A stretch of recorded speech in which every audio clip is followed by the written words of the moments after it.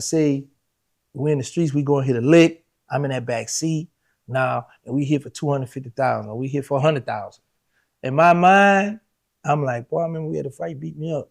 So now you know the devil stay busy. Man, go ahead and get rid of him, guys. So I might just go ahead on and hit him. You know, now we got 100, 2-3 bricks of coke. Man, I got you. I remember you did me that, and now I'm coming to the film. I might pay for the film. I'm coming, I'm crying with the children, your girl, your whoever, I'm crying. We gonna get them back. All that. Yeah.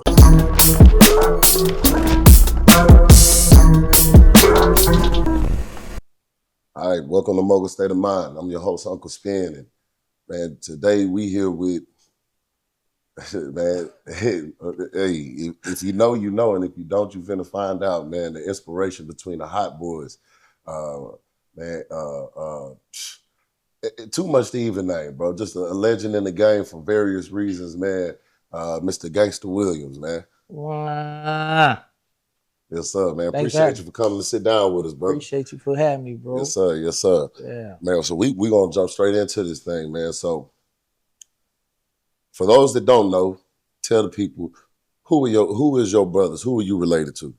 Birdman and Slim, Cash Money. Yeah. You know, the founders of Cash Money. I played a big part into building Cash Money. Yeah. Yeah. The original Hot Boy. I was the first one to get that pepper. First one to get that. And the crazy part about it, when the dude was doing the pepper, he put it on backwards. So he's like, oh man. I said, no, leave it like that. That means that's gonna be the first signature of the chili pepper. Yeah. Y'all the first one to tat that, and then once I let Stunning them know, look, this is what it is. And everybody just started getting their own design with Hot Boy. Gotcha. Mm-hmm. And so Slim and Birdman, they your big brothers. Right. They're the oldest. Okay, gotcha. So tell me about y'all's upbringing. Like, let's go back to childhood, because you from are you from Holly Grove or you from Magnolia? Gertown. Like maybe like a minute or two from Holly Grove. Okay, gotcha. It's a 17 ward. Well, now we didn't like grow up together as children. They came stay with us for like a week.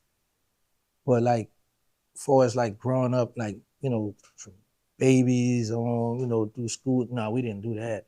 But we stayed together for a short period of time, but we stayed in contact. That's who put me in the game, put me in the streets. Gotcha. Birdman. Gotcha. And so y'all have the same mama or your Father. Same father? Yeah. Okay, gotcha. And so you growing up, what was life like growing up? Man, good. I don't have no complaints. Yeah, you know, we grew up in the ghetto, you know, in poverty, but I remember when I first took it upon myself to start going steal. My homie Willis and his cousin Chinese taught me how to steal the Hot Wheels out of A&P on Carrollton Avenue. Then I graduated, went to this store called Security, where they sell sport goods. So we stole some cleats, and I tried to be slick and hide it in my godfather's house. Actually in his closet. And I'm thinking he gonna stumble up on him. Oh boy, he called my mother, told on me. My mother whooped me with the extension cord in the tub, butt naked, you know. So, but that didn't stop nothing. It just, and I tell everybody this.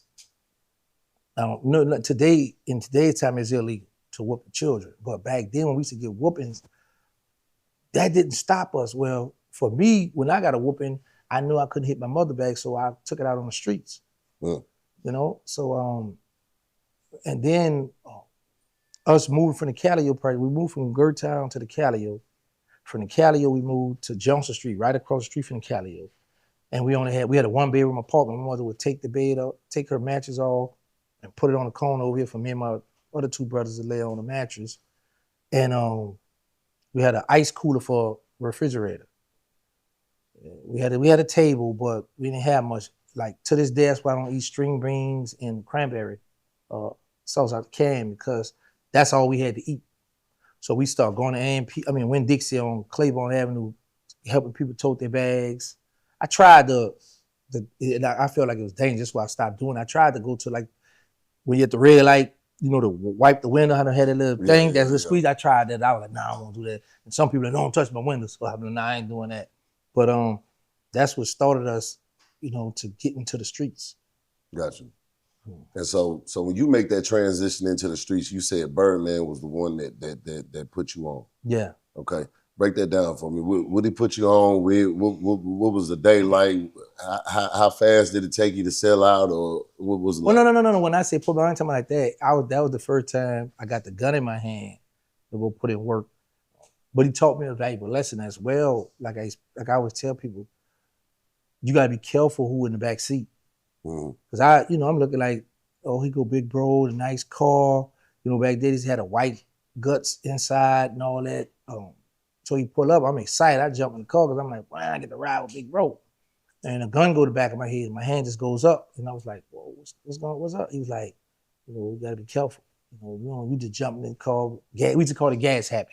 When people let you go drive their car. So he's like, you gotta be careful when you get in that car. Because years later, I will find out what he meant by that, because there's a lot of guys that get in the car thinking they about to go on the lick, and they be the lick. So you gotta be careful who's sitting behind you. I don't just let everybody, to this day, I don't let any and everybody get behind me. And that, because I don't care, back in the day, and still to this day, some people still feel like the front seat, I want to be in the front seat. For some reason, people love that front seat. I like the back seat. Yeah, I'm gonna get in the back. Go ahead, y'all get the front. And I guess that attracts the women or whatever they attract. They love that front seat. I like the back seat. Gotcha.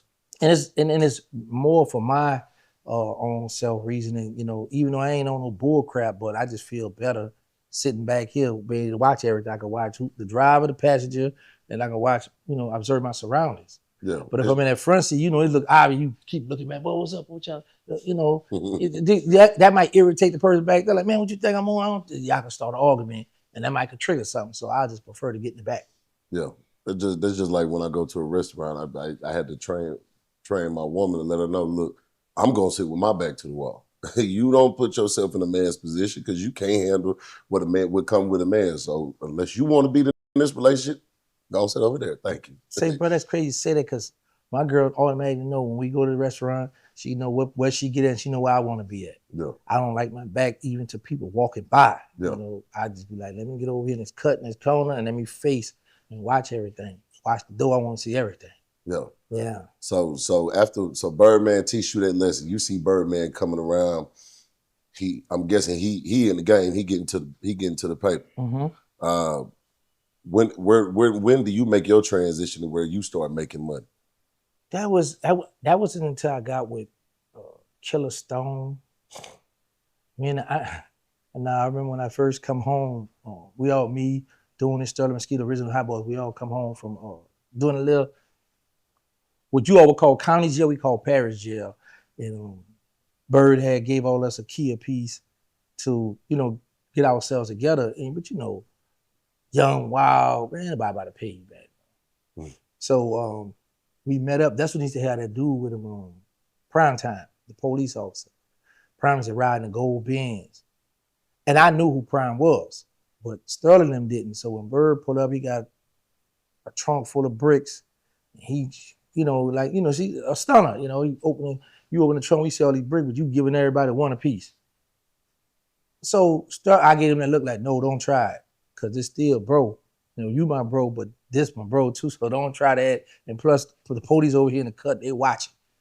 You know what I'm saying? So, Stunner, when he finally decided to get into the music game, he left the streets alone. So that's why we also felt like, well, why we gonna pay you? You didn't left the streets alone. But I didn't know till years later that sometimes you need extra money, to fund certain situations. Yeah. But taught me a lot, bro. Always been in my life. Always took care of me. Always, if I needed something, I could call him. Like even to this day, even though I don't rock with him, well, he don't rock with me. I could still call him to this day if I wanted to. It's just my selfish reason. I ain't about to kiss no man butt. Yeah. I ain't doing that. So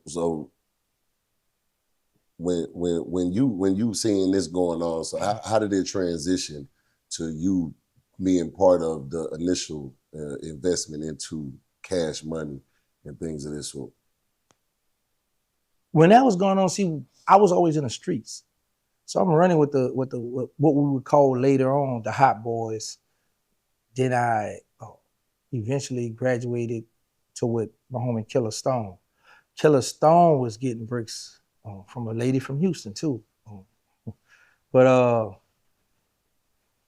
he gave me the name Lil Gangsta. So I started, as I'm getting older, I was like, I want to say like about 14 or 15 when he gave me the name Lil Gangsta. So when I'm on the streets now, 17, 18, I took the lid off. I'm like, I ain't no more Lil Gang, I'm gangster now. Because it's like the females he was getting, I was getting. He let me drive all the Suburban, the Forerunner, the different rides. He had a Bravado too. He looked like a Cherokee, black with the gold edition. He let me drive all this and telling me, man, just stay out the project. Because every time I'm in the project, somebody get killed, I get charged for it. Even if I don't do it, they're going to still say gangster in them. Yeah. So, when you're young, you start hearing your name bubbling. So you be like, man, you know what? I'm the dude, I'm the man. Even though he got all the work, he got all the bricks, I'm the man because everybody pointing at me. I thought that was cool. Yeah. And then realized that was some of the worst stuff you could do. Yeah. But as we go on, as we hustling, we graduated selling heroin. So heroin is a rich man high. So we get money, we taking hits, we robbing. And when they going out of time, I be out of time, I have a book bag with money. And I'm like, man, hold this from me. Leave the bag on the bus or leave it with him. It's leaving money. And because we was getting so much money, so it's like, later on, like 2-3 months later, man, where that money? Oh man, I got you. I got it. That's gone. So it's like, it's an unspoken rule. You already know, he invested. But honestly, I didn't think cash money would blow up. Gotcha. I didn't.